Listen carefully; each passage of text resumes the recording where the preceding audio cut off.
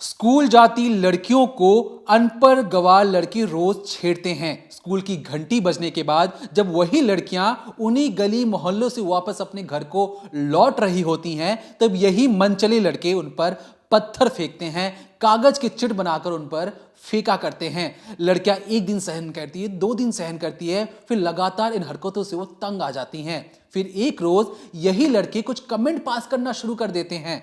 इसके बाद उन्हें लगता है कि लड़कियों को कुछ ना कुछ तोहफा दिया जाए। इसके बाद ये जो अनपढ़ गवार लड़के हैं, उन बच्चियों को बकायदा फोन हाथ में लाकर देते हैं कि तुम देर रात हमसे बातचीत किया करना। स्कूल जाती जो लड़कियां हैं, माफ कीजिएगा जो बच्चियां हैं, उन्हें लगता है कि जो कीपैड वाला जो फोन है ये इनके पास गिफ्ट में कैसे आया। फिर भी डरते सहमते देर रात उन मंचलों से वो बातचीत करना शुरू करती हैं। बातचीत करने पे पता लगता है कि जो लड़के हैं दूसरे धर्म के हैं। फिर भी बातचीत का सिलसिला बंद नहीं होता। ये जो लड़के हैं ये कहते हैं कि हम तुम्हारे साथ दोस्ती करना चाहते हैं, चलो खा फिर क्या आते हैं और यहां तक कि घूम भी लेंगे। लड़कियां पहले हिचकिचाती हैं, लेकिन लड़कों की बातों में या कहीं झांसे में इस तरीके से आती हैं कि स्कूल छोड़कर उन लड़कों के साथ वो घूमने चल निकल जाती हैं। यहां तक कि खाने पीने अच्छे अच्छे रेस्टोरेंट में भी पहुंच जाती हैं। फिर एक रोज जब भरोसा उन लड़कियों से जीत लेते हैं यही लड़के, तो उन लड़कियों को एक कमरे में ले जाकर बंद कर देते हैं। कहते हैं कि कपड़े खोलो और तुम्हारे हम फोटोग्राफी और वीडियोग्राफी करेंगे। जो बच्चियां थी, जो डरी सहमी थी, वो जब अपने कपड़े खोल रही होती हैं, तब यही अनपढ़ गवार लड़के उनका वीडियोग्राफी बनाते हैं, उनकी फोटोग्राफी बनाते हैं और कहते हैं कि तुम्हें कलमा पढ़ना पड़ेगा, तुम्हें रोजा रखना पड़ेगा, तुम्हें हमारी औरतों की तरह कपड़े पहनने पड़ेंगे। अगर तुमने ये सारी चीजें नहीं की तो तुम्हारी यही वीडियोस फोटोज तुम्हारे माँ बाप को, तुम्हारे स्कूल में तुम्हारे दोस्तों को भेज दी जाएगी और तब सोचो तुम्हारे बारे में लोग क्या सोचेंगे। अब एक एक जो लड़की थी उसके पीछे कम से कम 5 से 10 लड़के लगा दिए जाते हैं, जो जबरन उसके साथ रेप, गैंगरेप जैसी घिनौनी वारदात को अंजाम देते हैं। यहां तक कि ना मानने पर चाकू से हाथ पर कट लगा दिया जाता है, और ये इसलिए ताकि तुम मेरी जायदाद हो। अब इस तरीके से जो अनपढ़, जो मंचलों वाले, जो गवार जो लड़के थे, वो इस तरीके से काम कर रहे थे कि लड़कियों से ये भी कहा गया कि तुम अगले 5 से 6 अपने दोस्तों को भी लेकर आओ जो सिर्फ और सिर्फ हमारी बातें माने।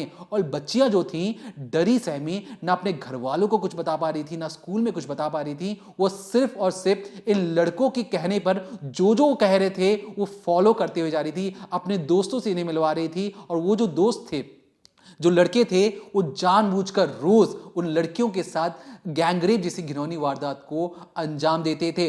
खुलासा तब हुआ जब एक रोज माँ बाप ने कीपैड वाला जो छोटा फोन था लड़कियों के पास से बरामद किया और पूछा कि ये फोन बच्ची तुम्हारे पास कैसे आया। तब पहली बार बच्चियों ने अपना जब मुंह खोला तो घर वालों के पैरों तले जमीन खिसक गई और पता लगा इस पूरे कांड के पीछे जो पार्षद है, जो काउंसलर है, हकीम कुरैशी का नाम सामने आता है। और पता लगता है कि किस तरीके से इस मास्टरमाइंड ने कुछ लड़कों को ट्रेन किया और कहा कि बच्चियों से कलमा पढ़वाओ, उनसे रोजा रखवाओ, उन्हें खास तरह के कपड़े पहनने के लिए मोटिवेट करो और सबके बदले ये पैसे उन्हें दिया करता था। तो जब ये सारी चीजें सामने आई, हम बकायदा फोटोग्राफ दिखाएंगे इस डिकोडिंग क्राइम के अंदर, नाम लेके बताएंगे उन लड़कों का जिन लड़कों ने इस पूरे इलाके में कुछ इस तरीके से छोटी बच्चियों के साथ उनका चीर हरण कर कर उनके साथ गैंग रेप जैसी घिनौनी वारदात को अंजाम दिया। तो ये जो पूरी वारदात है, जो पूरी ये खबर है, ये सामने आई है राजस्थान के विजयनगर से। यहाँ पर करीब 30 से 40 लड़कियों के साथ ऐसी वारदात को अंजाम दिया गया। छोटी छोटी बच्चियों को पहले बहलाया गया, फुसलाया गया, उनसे दोस्ती की गई, उनका भरोसा जीता गया, दूसरा नाम उन्हें बताया गया, फिर बताया गया कि हम किस धर्म से हैं। इसके बाद उन्हें कमरे में ले जाकर उनके कपड़े उतरवाए गए, उनके साथ गलत काम किया और यहाँ तक उन्हें धमकाया, डराया भी गया। लेकिन इनके पीछे लोग कौन है? तो आज हमारे पास उन सब की तस्वीरें हैं, उन सब का नाम है और इस केस में जो जो इन्वॉल्व है उनके बारे में बताएंगे। मास्टरमाइंड जो पूर्व पार्षद हकीम कुरैशी है, उसके कारनामे भी आपको बताएंगे कि किस तरीके से उसने इस पूरे जो नेक्सस है, इस पूरे जाल को बुना और छोटी छोटी लड़कियों को स्कूल की फंसाता चला गया। सबसे पहले आप ये तस्वीर देखिए। तस्वीर उस वक्त की है जब इन आरोपियों को जेल में कोर्ट ले जाया जा रहा था सुनवाई के लिए। और उस वक्त देखिए कैसे पुलिस एक एक कर इनको बचा कर निकाल रही है, क्योंकि जो बाहर भीड़ खड़ी है वो इतने गुस्से में है, क्योंकि इन्होंने काम ही ऐसा किया है छोटी छोटी बच्चियों के साथ। तो भीड़ इतने गुस्से में है कि देखिए कैसे इन्हें मार रही है। भीड़ को ये लग रहा है, इस वक्त आप भीड़ की अगर मंशा समझें या उनकी मनोदशा समझें तो साफ समझ में आ रहा है कि भीड़ ये चाहती है कि इन आरोपियों को उनके हवाले कर दिया जाए। इनको जो सज़ा है, इनके साथ जो करना है, इनके साथ जो न्याय करना है वो भीड़ करेगी। तो इस तरीके से सारी चीज़ें समझ में आ रही हैं। अब ये जो लोग आपने अंदर जाते देखे, इनमें आखिर कौन कौन है, क्या क्या उनके नाम हैं और कैसे उन्होंने बच्चियों को फंसाया, कैसे ये नेक्सस काम करता है, ये जानना आज डिकोडिंग क्राइम में आपके लिए बेहद ज़रूरी है। क्योंकि आज जो वारदात राजस्थान के विजयनगर में इन बच्चियों के साथ हुई, वो कल को आपके आस पड़ोस में भी हो सकती है, कल को आपके किसी नज़दीकी किसी रिश्तेदार के साथ भी हो सकती है। इसलिए आपको आगाह करना हमारा फ़र्ज़ है और आपको इस खबर से, इस वारदात को समझने के बाद बेहद सतर्क रहना होगा। अपनी छोटी बच्चियों को, इवन बड़ी लड़कियों को भी समझाना होगा कि वो किसी के झांसे में ना आए। सबसे पहले मैं आपको एक तस्वीर दिखा रही हूँ। ये पूर्व पार्षद हकीम कुरैशी है जो इस पूरी वारदात का मास्टरमाइंड बताया जा रहा है। ये वही शख्स है जिसने एक पूरी गैंग बनाई। इसने अपने दिमाग में एक प्लान बनाया कि कैसे जो लड़कियां हैं उन्हें फंसाया जा सकता है और उन्हें उनसे कुछ अपने मन के काम कराए जा सकते हैं। ब्लैकमेलिंग, सेक्स स्कैंडल, इस तरीके की चीज़ें करवाई जा सकती हैं। तो जो हकीम कुरैशी है, ये सबसे पहले कुछ लड़कों का इंतज़ाम करता है। इसके दिमाग में आता है कि क्यों ना कुछ ऐसा ब्लैकमेलिंग और ऐसा कुछ एक वारदात को अंजाम दिया जाए, गलत इरादे के ज़रिए ये सोचता है और पैसा कमाया जाए। तो उसी के चलते वो सोचता है कि इसके लिए उसे लड़कों की ज़रूरत पड़ेगी। इसलिए इसने अपने ही साथ के कुछ लड़कों को इकट्ठा किया, जो ज़्यादा पढ़े लिखे नहीं हैं, जिनको ज़्यादा नॉलेज नहीं है, जो इसकी बातों में आसानी से आ जाते हैं और जो कुछ पैसे के चक्कर में इसके लिए काम करते हैं। अब इसमें मैं अगर आपको बताऊं तो ज़्यादा से ज़्यादा जो लोग हैं वो टेम्पो ड्राइवर हैं, वेल्डिंग वाले हैं, पेंटिंग करने वाले हैं, ऐसे लोग इनके साथ मिलते हैं। अब ये हकीम कुरैशी एक एक कर पहले लड़के इकट्ठा करता है अपने एरिया के, जो इस तरीके का काम करते हैं। उनको बताता है कि आपको कुछ नहीं करना, मैं आपको भरपूर पैसा दूंगा, माला माल कर दूंगा, लेकिन तुमको छोटी छोटी बच्चियों को बहलाना है, उनका ब्रेन वॉश करना है, उनको फुसलाना है और लालच के बहाने उन्हें कुछ गिफ्ट दे दो, चाहे मोबाइल दे दो, कुछ ऐसी चीज़ दे दो जो उनकी पकड़ से बाहर हो, जो उनकी समझ से बाहर हो, जो उनके माँ बाप उन्हें ना दिला पाएँ, और इससे वो तुम्हारी अच्छी दोस्त बन जाएंगी। दोस्त बनने के बाद तुम उन्हें बहला फुसला कर आगे का काम करवाओ, उनके साथ रेप करो, उनके गंदे वीडियोस बनाओ जिससे हम बेचकर पैसे कमाएंगे, और साथ ही साथ उन्हें फोर्स करो ताकि वो कुछ ऐसे काम करें जो हमारे घर की महिलाएं करती हैं। अब हकीम कुरैशी ने यहाँ तक लड़कों को इकट्ठा किया। फिलहाल हकीम कुरैशी जो है मास्टरमाइंड में पुलिस की गिरफ्त में है। तो अब एक एक करके समझेंगे कि कैसे जो लड़के थे, जो बाकी लड़के हैं, वो एक एक करके इसमें शामिल होते गए और क्या क्या उन्हें काम सौंपा गया। सबसे पहले मैं नाम ले रही हूँ टेम्पो ड्राइवर आशिक का। ये जो टेम्पो ड्राइवर आशिक का है, इसने सबसे पहले हकीम कुरैशी के साथ मिलकर पहली लड़की फंसाई है। जो पूरा ब्लैकमेलिंग कांड है, इसमें पहली जो लड़की है वो हकीम कुरैशी के कहने पर आशिक, जो टेम्पो ड्राइवर है, इसने फंसाई थी। ये दरअसल मोहम्मद मंसूरी विजयनगर मतलब उनका बेटा है और विजयनगर का ही रहने वाला है। यहाँ पर पेशे से टेम्पो चलाता है। और तो और जब हकीम कुरैशी ने इसे काम सौंपा तो सबसे पहले इसने एक लड़की को फंसाया। पहली लड़की आते जाते उसे देखता स्कूल से, जब स्कूल से लड़की घर जा रही थी तो उसे छेड़ता, उस पर कोई कमेंट पास करता, कभी कहता बहुत सुंदर लग रही हो। अब ये सब सुन के जो छोटी बच्ची है वो कभी कभी मुस्कुरा देती। अब ये उन्हें चिट देने लगा, ऐसा दिखाने लगा कि हाँ ये उनका दोस्त बनना चाहता है, उस लड़की से प्यार करता है, ऐसी चीज़ें दिखाना इसने शुरू किया। लड़की को लगा कि हाँ सामने वाला लड़का शायद उसकी कद्र करता है। अब जो आशिक है वो चिट देने के बाद लड़की को फ़ोन गिफ्ट करता है। लड़की फ़ोन देख के खुश हो जाती है कि अरे इसने तो मुझे फ़ोन दे दिया। अब जो आशिक है वो लड़कियों से रात भर प्यार भरी बातें करता। अब जब ये सारी बातें होती तो लड़कियों को ट्रस्ट बिल्डअप हो जाता, मतलब जो सामने वाली लड़की उसे लगता कि हाँ ये जो आशिक है वो मुझसे प्यार करता है, मेरी कद्र करता है, हमारा जीवन साथ में बीत सकता है। बेहद एकदम विश्वास पैदा करने के बाद ये उस लड़की को एक कमरे में ले जाता है, वहाँ उसके साथ ज़बरदस्ती करता है। जब लड़की मना करती है तो साफ तौर पे कहता है कि मैं तुम्हें अपने साथ लेकर आया हूँ, मैंने तुम्हें गिफ्ट दिया है और तुम्हें मेरे लिए कपड़े उतारने होंगे। और तो और जब ये सारी चीज़ें हो रही होती हैं, जब लड़की के गंदे वीडियोज़ बनाए जा रहे होते हैं, तब हकीम कुरैशी वहाँ पर मौजूद होता है और वो उन लड़कियों से कहता है कि तुम डरो मत, कुछ नहीं होगा, ये तुम कुछ भी गलत नहीं कर रही हो। इस तरीके की जो मास्टरमाइंड हकीम कुरैशी बच्चियों को बहलाता और फुसलाता था। और तो और जो टेम्पो ड्राइवर है वो पूरी तरीके से बच्चियों को कब्जे में ले लेता, उनका माइंड जो है अपने कब्जे में ले लेता, वो जो कहता वही वो लड़कियां करती, क्योंकि उन पर कई सारे दबाव बनाए जाते, उनके गंदे गंदे जब वीडियोस निकाल लिए जाते तब उन्हें धमकाया भी जाता। तो ये बात आ गई आशिक की, जिसने पहली लड़की फंसाई। अब बात करते हैं दूसरे लड़के की, यानी लुकमान की। ये करता था वेल्डिंग का काम, 20 साल इसकी उम्र है, और इसको भी जो हकीम कुरैशी है उसने अपनी गैंग में शामिल किया। और तो और इसको काम, ये दिन भर आवारागर्दी करता था, इसलिए इसको उन्होंने अपनी टीम में रख लिया और बोला कि तुम्हें भी लड़कियां फंसानी है। तो लुकमान को भी लड़कियां फंसाने का काम दिया गया। इसके बाद बात आती है सोहेल मंसूरी की। ये तीसरा लड़का है, 19 साल का सोहेल है। इसको काम दिया गया था कि जब भी कोई लड़की ज़्यादा नखरे करे, ज़्यादा भागने की कोशिश करे, किसी को कुछ बताने की कोशिश करे, तो तुम उसे धमकाओगे। जो आपको बताएगा ना कि हाथ काट देते थे, छोटे से कट लगा देते थे हाथ पे, तो वो काम भी सोहेल मंसूरी को दिया गया था। कहा गया था जब भी कोई लड़की ऐसा नानुकुर करेगी तो तुमको उसका हाथ काटना है, उसको धमकाना है, और जितनी भी लड़कियां इस घर में आएंगी, इस कमरे में आएंगी, उनसे तुमको सारे काम करवाने हैं ताकि वो किसी को बता ना पाए। ऐसा डर, ऐसा खौफ तुमको बनाकर रखना है। ये काम दिया गया था सोहेल मंसूरी को। इसके बाद आता है रेहान का। रेहान के पास जो काम दिया गया था वो ये था कि स्कूल में जो लड़कियां जा रही है उनके नंबर और उनके फ़ोटो इकट्ठा करो, ताकि हम जो सामने आपको किसी को बेचना है, या फिर आप जिन लड़कियों के लिए को पसंद करना चाहते हो या जिन लड़कियों से काम करवाना चाहते हो उसकी तस्वीर तो आपको मिले। जैसे कि जो रेहान था वो जाकर स्कूल से लड़कियों के नंबर निकालता, उनकी तस्वीरें लेता, वो तस्वीरें आशिक को देता। आशिक को अपना टारगेट पता लगता कि अच्छा अब मुझे इस लड़की को टारगेट करना है, अब इसको टारगेट करना है, तो ये काम दिया गया था रेहान को। रेहान के बाद एक लड़का और आता है अफराज। इसको काम दिया गया था कि तुमको लड़कियों को सारी चीज़ें सिखानी है कि रोज़ा कैसे पढ़ना है, कलमा क्या होता है, और साथ ही साथ कपड़े कैसे पहनने हैं, कैसे रहना है, कैसा बर्ताव करना है।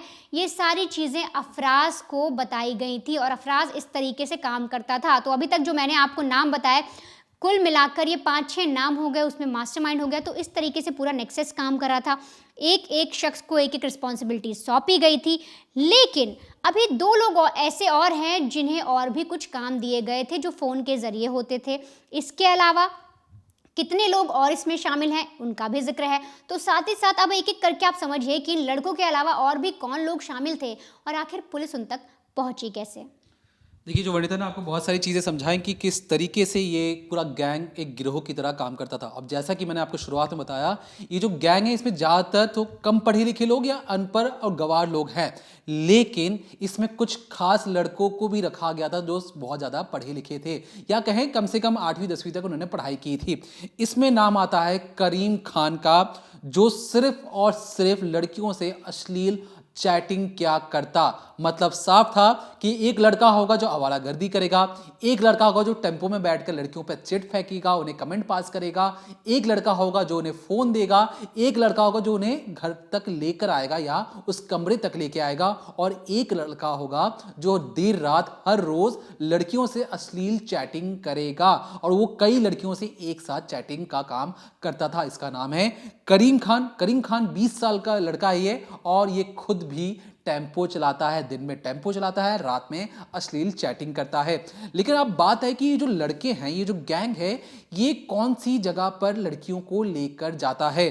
तो श्रवण जाट, ये इस कैफ़े में इसी का कैफ़े है। इस कैफ़े में लड़कियों को एक खास जगह पर, या कहें खास कंप्यूटर के पास में ले जाकर बैठाया जाता है, उनसे वहाँ पर अश्लील हरकतें करवाई जाती हैं और बाकायदा ऊपर से कैमरा लगाकर हर एक चीज़ की रिकॉर्डिंग की जाती है। अब आप समझ चुके होंगे कि ये गैंग किस तरीके से काम कर रहा है। यहाँ तक कि इस गैंग में हर एक चीज़, कम से कम ये जो कैफ़े है ये 200 रुपये हर घंटे के हिसाब से चार्ज करता था, और बाकायदा एक सीक्रेट प्लेस अपने ही कैफ़े के अंदर, जो साइबर कैफ़े होता है उसी के अंदर एक सीक्रेट जो सेफ था वहाँ पर ले जाकर एक कमरा सौंप देता है। अब बात यहाँ पे डरावनी क्यों हो जाती है। जिस तरीके से मैंने बताया कि लड़कियों को जब विद्रोह करती थी, लड़कियाँ जब विद्रोह करती थी कि हम बाहर जाके सारी चीज़ें बता देंगे, तब ये जो अफराज है, अफराज जो नाम का जो शख्स है, ये इसकी उम्र भी 20-21 साल की है, लेकिन ये लड़कियों का हाथ पकड़ता। उन हाथ पकड़ने के बाद उनके हाथ में चाकू से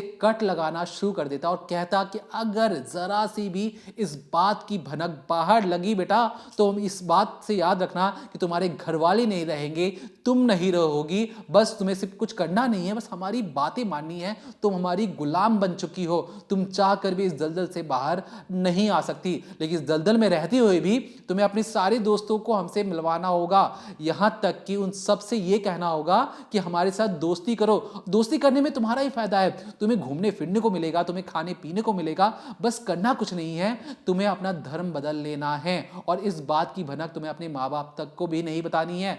अब जो बच्चियां हैं वो डरी हैं, सहमी हैं, कहाँ तो स्कूल में अपने साइंस पढ़ने के लिए जा रही थी, अपने मैथमेटिक्स पढ़ने के लिए जा रही थी, कहाँ उनकी पूरी दुनिया ही उजाड़ दी जाती है इस खास गैंग के द्वारा और सिर्फ अपने खास मकसद के लिए। ये पूरा गिरोह कुछ इस तरीके से काम कर रहा था कि हर एक गैंग के मेंबर को पता था कि उसे क्या काम करना है। किसी को चैटिंग करने नहीं आती तो कुछ दूसरा लड़का उसे चैटिंग कर लेगा, किसी को सिर्फ धमकाने भर का काम दिया गया था, किसी को सिर्फ ये काम दिया गया था कि कहीं लड़कियों ने अपना मुंह खोला तो कहीं इस पूरे गैंग का भांडाफोड़ ना हो जाए। तो इस पर भी नजर रखने के लिए लड़के तैनात कर दिए गए थे। और ये लड़के कौन हैं? टेम्पो चलाने वाले, वेल्डिंग वाला का काम करने वाले, अक्सर जो आवारा गर्दी करते हैं, इस टाइप के लड़के थे। और ये लड़के बहला फुसला कर मासूम बच्चियों के साथ दुष्कर्म कर रहे थे और इस बात की भनक ना माँ बाप को लगती है, ना स्कूल प्रशासन को लगती है, ना दोस्तों को लगती है। तो इसके पीछे ये जो डर है, ये सिर्फ और सिर्फ डर जो माँ बाप और बच्चों के बीच में जो खाई है उसकी वजह से है। क्यों छोटी छोटी बच्चियां अपने माँ बाप को ये सारी चीजें नहीं बता पाई? क्यों बच्चियां ये सारी चीजें अपने दोस्तों को नहीं बता पाई? क्योंकि उनके मन में डर था कि अगर उन्होंने ये सारी बातें अपने माँ बाप को बताई तो हो सकता है माँ बाप, समाज उन्हें ओछी नजर से देखे और इसलिए वो दर्द का जो घूंट था वो पीते चली जाती इतनी कम उम्र में। और बावजूद इसके रोज उनके साथ गलत चीजें हो रही हैं, उनके हाथ पैर काटे जा रहे हैं, उन्हें धमकाया जा रहा है, उनके साथ कई लड़के उनके साथ ब्लैकमेलिंग कर रहे हैं, मेंटल टॉर्चर हो रहा है, उनके शरीर को नोचा जा रहा है। लेकिन उस दर्द को छुपाते हुए वो अपने घर में रोज हंसती हैं, पापा को प्रणाम करती हैं, माँ बाप के साथ खाना खाती हैं, लेकिन उनके साथ क्या हो रहा है इस बात की भनक किसी को नहीं लग पाती। तो ऐसी खाई कैसे हो जाती है कि माँ बाप अपने बच्चों से बात नहीं कर पा रहे हैं, यहां तक कि बच्चों को भरोसा नहीं हो रहा अपने माँ बाप पर कि वो अपने माँ बाप से दर्द शेयर कर सकते हैं। और शायद इसी वजह से ये जो गिरोह है, ये जो गैंग है, इन्हीं सारी चीजों का फायदा उठाकर इन मासूम बच्चियों के साथ एक नहीं, कई नहीं, कई 100 बार रेप जैसी घिनौनी वारदात को अंजाम देता है। एक एक बच्ची के पीछे 5 से 10 लड़के लगे रहते हैं और 5 से 10 लड़कों को जैसा वो लड़के चाहते हैं वैसा ये लड़कियां करना शुरू कर देती हैं।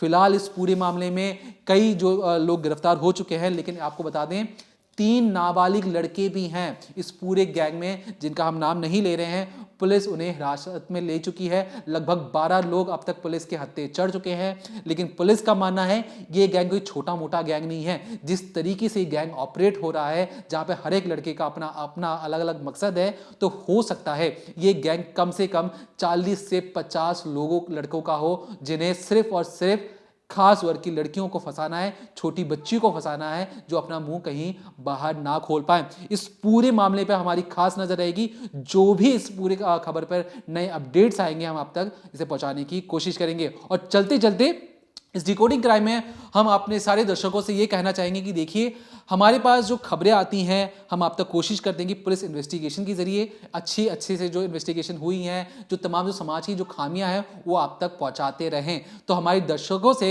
दरख्वास्त है कि अगर आपके पास भी कोई ऐसी खबर है जो आप चाहते हैं कि आप बाहर निकालें, ऐसी इन्वेस्टिगेशन जो आप चाहते हैं कि हम दोनों मिलकर आप तक पहुंचाएं, तो ज़रूर हमें कमेंट सेक्शन में अपना नाम लेकर और उस खबर के बारे में डिटेल हमारे साथ शेयर कीजिए। हो सकता है हम उस खबर पर नजर डालें तो आप तक वो खबर जरूर पहुंचाएं। तो अगर आपके मन में भी कोई सवाल है, आपको लगता है कि हमें कुछ खास कहानी आप तक पहुंचानी चाहिए, तो कमेंट सेक्शन में जाकर कमेंट जरूर कीजिए और हमें बताइए कि आप कौन सी खबर या कौन सी ऐसी इन्वेस्टिगेशन सुनना चाहते हैं और समझना चाहते हैं जो आपको लगता है कि ये समाज में इंपैक्टफुल हो सकती है। फिलहाल के लिए देखते रहिए क्राइम तक।